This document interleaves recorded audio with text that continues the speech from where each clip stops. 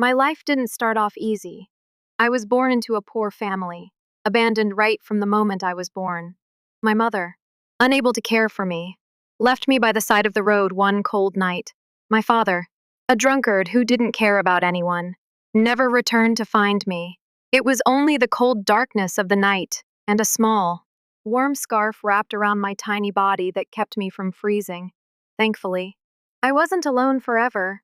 When I was just a few months old, a family took me and Linda and Peter. They gave me everything that I could ever want: love, care, and the warmth of a real family. Linda, a kind hearted woman, and Peter, a gentle yet firm man, did everything in their power to raise me as their own, treating me like their daughter, and giving me a childhood filled with everything that a child could hope for. But despite being raised in such a loving family, I could never bring myself to feel truly grateful. As I grew older, I would listen to Linda's advice about love, respect, and the importance of family, but I would always ignore it. I felt like I had the right to do anything I wanted without taking responsibility for my actions. I never understood that the love and sacrifices that Linda and Peter had given me were priceless gifts that I could never repay. As a teenager, my ungratefulness became more obvious. I stopped trusting my mother's advice, regularly rejecting any help she offered. And sometimes, I would openly criticize them in front of my friends. Every time something went wrong in my life, I blamed my adoptive parents, even though they had always done their best to give me a good life. "Why do I have to listen to you?" I would say as I started distancing myself from them. "You're not my real parents. You don't understand me." Linda and Peter were bewildered. They couldn't understand why their daughter, whom they had raised with so much love, had become so cold and distant. Linda would cry over my indifference, while Peter would just shake his head, unsure of how to repair the damage in our relationship. I went off to school, far away from home, and my life became drastically different. I started hanging out with the wrong crowd, people who only made me drift further away from my family. Linda and Peter did everything they could to keep me close, but nothing seemed to work. I wanted freedom, and they didn't want to force me to stay, so they let me go. One day, during a holiday break, I came home to find that things had only gotten worse. Linda and Peter had prepared a cozy dinner for me, but I responded with a coldness that shocked them. I wasn't grateful, and I couldn't care less about what they had done for me. "These are just things you want me to do." "I never asked for any of this," I said bluntly. Linda and Peter stood there, stunned. They couldn't understand how their daughter, whom they had loved so much, could be so ungrateful. Linda was silent, her eyes brimming with tears, while Peter simply stood there, filled with disappointment. As I grew into adulthood, the tension between my family and me reached new heights. Linda and Peter continued to offer their support in every way, but I became more distant and irritated. I grew tired of their advice, feeling that it was outdated and didn't apply to my modern life. Every time they tried to convince me about the importance of family, sacrifice, and love, I ignored them. "Why do you keep trying to make me live like you do?" I would snap after Linda would warn me about the path I was choosing. "I'm an adult. You don't understand me at all." Linda would sigh, and Peter would just look at me with sadness in his eyes. They didn't know how to make me understand that their advice wasn't about controlling me, but about protecting me from mistakes that I might make in the future. Day by day, I continued to live my life the way I wanted, doing everything I felt was right without caring about the consequences. I indulged in extravagant parties, spent money on expensive things I didn't need, and continued to distance myself from my adoptive parents. I no longer called home often. There were even months where I wouldn't contact Linda and Peter, despite their constant attempts to reach out to me. One evening, after a night of heavy drinking with friends, I came home in a drunken state. Linda and Peter were waiting for me, trying to hide their concern. As soon as I walked through the door, they immediately noticed I wasn't just drunk, but seemed to be angry. "Emma, are you okay?" Linda asked, her voice soft but worried. I just looked at her coldly and snapped, "You guys worry too much. I'm not a kid anymore." Peter stood up and walked toward me. "We're just worried about you, Emma. We love you and want you to be on the right path, but you can't live like this forever." I sneered, my face filled with contempt. Love. You say you love me, but all you do is make me feel like a shadow in my own house. You want me to live the way you want, but I'm not your real daughter. You're just the people who raised me. Linda and Peter were both stunned. My words felt like a slap to their faces, and it made them feel like all the love and sacrifices they had made were meaningless in my eyes. Linda couldn't hold back her tears, and Peter was silent, unable to speak. From that point on, the relationship between Emma and her adoptive parents grew even more strained. I fell deeper into reckless behavior, surrounding myself with toxic relationships. I continued to live in a way that ignored the emotions of the people who had loved me all these years. Eventually, I made the decision to walk away from the house for good. When I walked out of the door that day, without a second glance, Linda and Peter felt like they had lost a part of their hearts. They had done everything to raise me, but I chose to leave without ever looking back. After I left my adoptive parents' house, I thought I was free. I thought leaving them behind would give me the space I needed to find myself, to figure out who I really was. But what I didn't realize was that freedom didn't come with the happiness I had imagined. I moved into a small apartment in the city, away from the quiet life with Linda and Peter. I was looking for independence, but instead, I found myself slipping into a life of loneliness and self-doubt. At first, it seemed like everything was going great. I was living on my own, spending my money however I wanted, and partying as much as I could. I made new friends, but they weren't the kind of friends who truly cared about me. They were people who were just looking for someone to hang out with, someone to have fun with, without any real connection or emotional depth. The parties were loud, the drinks flowed freely, and the excitement never seemed to end. But every time I came home after a long night out, the silence of my apartment felt suffocating. I found myself missing the warmth of Linda and Peter's home. Though I'd never admit it to myself, I missed the days when they would cook me a warm meal, even if I didn't appreciate it at the time. I missed the quiet conversations with Linda and her gentle guidance, even if I had ignored it. But the deeper I fell into my new life, the more I pushed these thoughts away, convinced that I had made the right decision. Work was a struggle. I bounced from job to job, never staying at one place for long. Nothing seemed to stick. I wasn't passionate about anything, and I didn't have the drive to build a career. I spent most of my time trying to fill the void I had created by surrounding myself with distractions. Every new job felt like a temporary escape, and every new friend felt like a temporary fix. But things weren't just difficult at work. My relationships with people started to deteriorate as well. The friends I had made were unreliable, and the guys I dated didn't treat me with respect. I had no real connections. I was constantly searching for something to make me feel whole, but it felt like I was only digging a deeper hole for myself. One night, I came home from a bar, tipsy and disoriented, when I received a message from Peter. I hadn't heard from him in months. My first instinct was to ignore it, to just let the message sit there like I had done so many times before. But something made me open it. "Emma, we miss you. We've been thinking about you a lot lately. Please call us when you get a chance. We just want to hear from you. No pressure. We love you." I stared at the message for what felt like forever. The words hit me harder than I expected. I had spent so much time convincing myself that I didn't need them, that I was better off on my own. But here they were, reaching out to me with nothing but love and concern, and I had pushed them away. I sat on the couch, my head spinning. I wanted to reach out to them, but I didn't know how to face them. I had made so many mistakes, so many choices that I couldn't take back. The guilt weighed heavy on me. I didn't want to admit that I had been wrong, that I had taken them for granted, but I knew deep down that I had. I had treated them as if they were strangers, even though they had given me everything.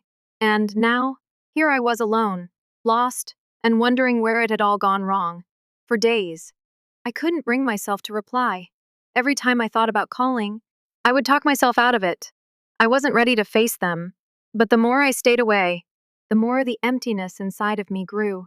I started to realize that the life I had chosen for myself wasn't as glamorous as I had imagined. It was lonely, it was empty, and I wasn't happy. Then, one evening, as I sat alone in my apartment, I found myself looking through old photos on my phone.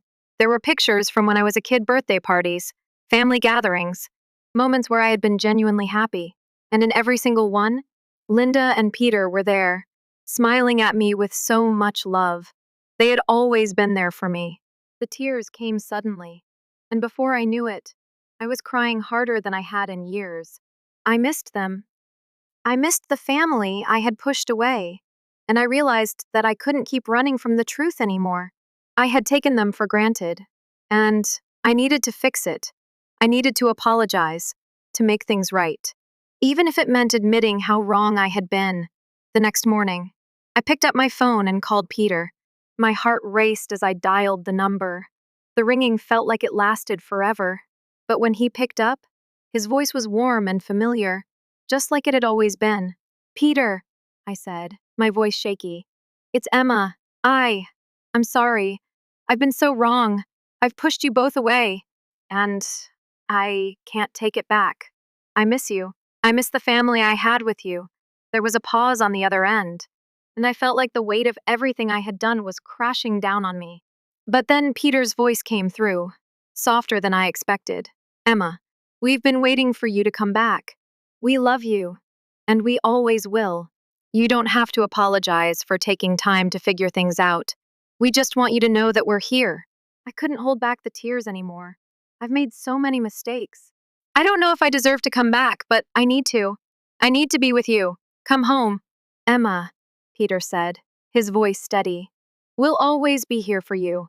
For the first time in a long while, I felt a sense of relief. I knew it wouldn't be easy to mend everything, but I was willing to try. I didn't want to keep living the way I had been lost and broken. I wanted to find my way back to the people who loved me unconditionally, even when I didn't deserve it. The decision to go back home wasn't easy. I wasn't sure what kind of welcome I would get, and I wasn't even sure if they would still want me in their lives.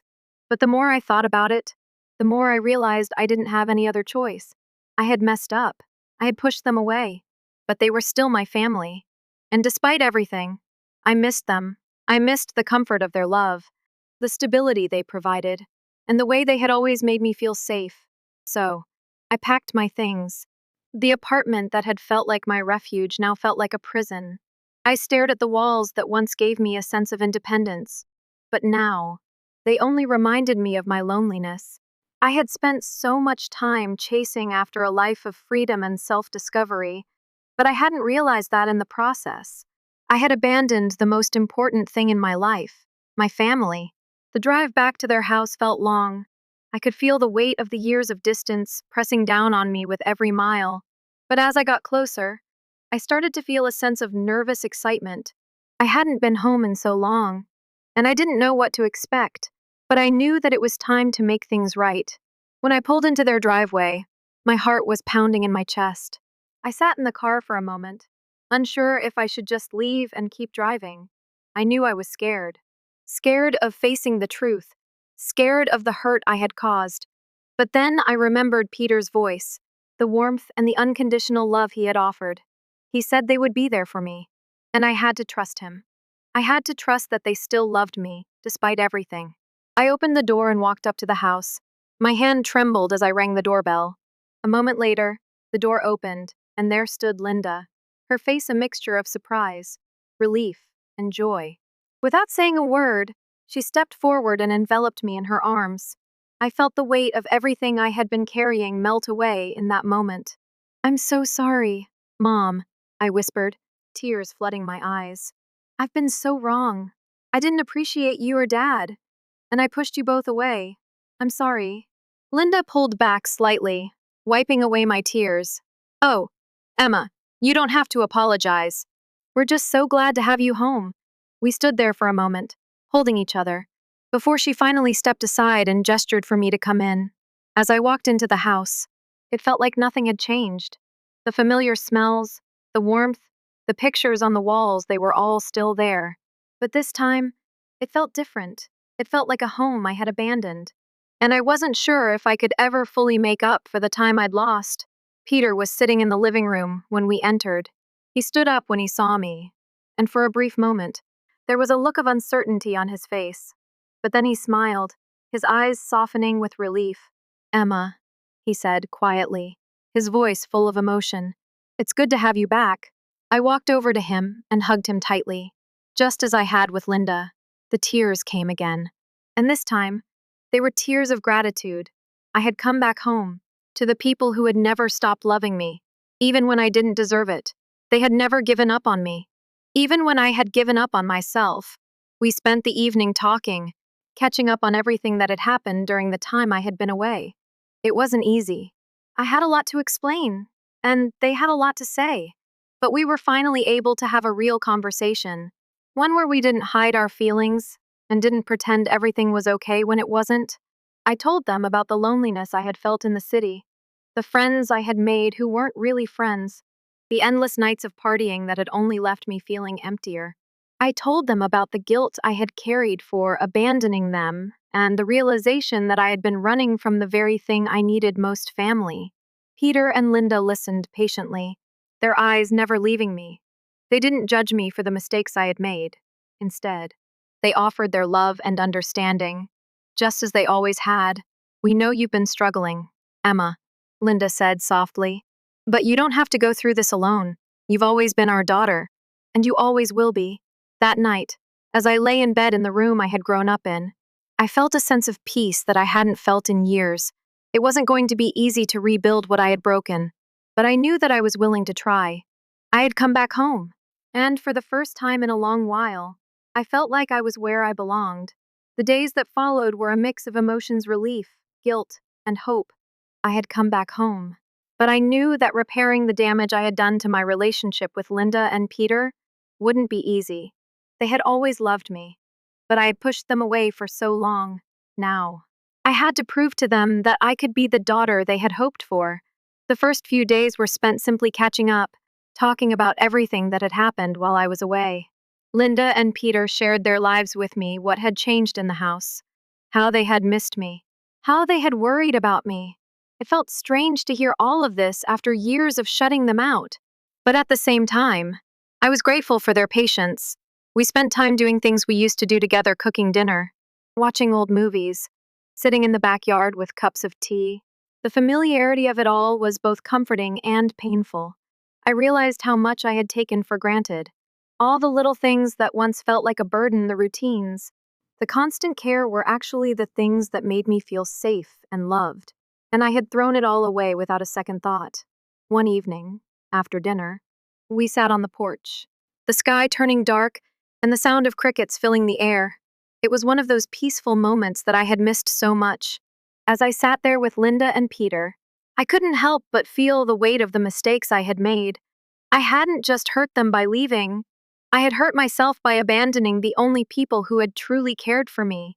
"I've been thinking a lot about everything," I said, my voice quiet, "and I know I can't make up for the years I was gone, but I want to try. I want to be the daughter you both deserve." Linda smiled, her eyes soft with understanding. "You don't have to make up for anything, Emma. We've always loved you, and we're just happy to have you back." Peter nodded. "We know you made mistakes, but we also know you're trying to make things right. That's all we've ever wanted." Their forgiveness was overwhelming. I didn't expect it to be this easy, but it was like they had been waiting for me to come back. Not to apologize, but to simply come home. It wasn't just about fixing our relationship. It was about finding a way to move forward together.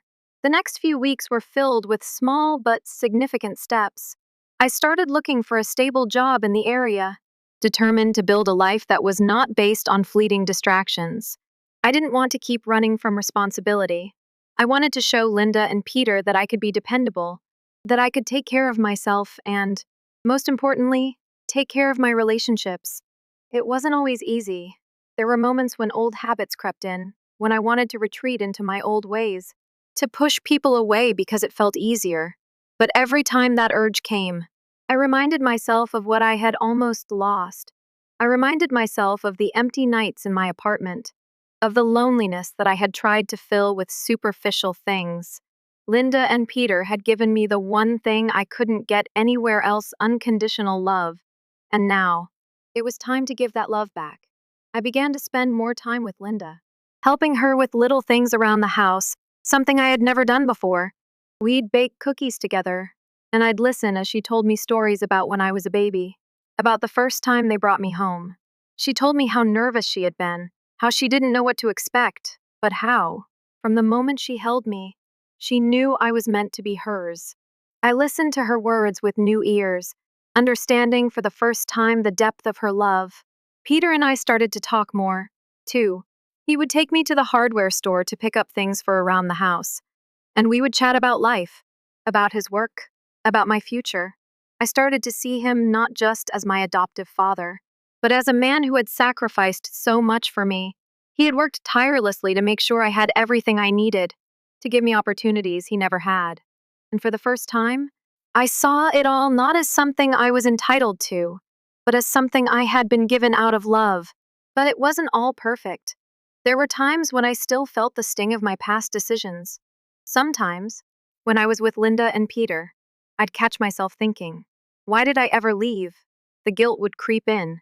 But each time, I pushed it aside, knowing that guilt wasn't going to help me move forward. What mattered was what I did now. One day, while we were having lunch at the table, I decided to finally address something that had been weighing on my heart. I'm sorry, I said, looking at both of them. I know I've hurt you both so much, and I know I can't undo the past. But I want to promise you that I'm going to work every day to be the person you've always believed I could be. Linda reached out and took my hand, squeezing it gently. We don't need you to be perfect, Emma. We just need you to be you. And in that moment, I realized something that had eluded me for years. Perfection wasn't what I needed to strive for. It wasn't about erasing my mistakes or making up for lost time. It was about being present. It was about showing up, day after day, with honesty, with love, and with the willingness to grow. Things weren't perfect, but they didn't need to be. The bond I had with Linda and Peter wasn't fragile, it was strong, and it had withstood the test of time. And now, it was time for me to build my life on that foundation, knowing that no matter what happened, I had a family that would always be there for me.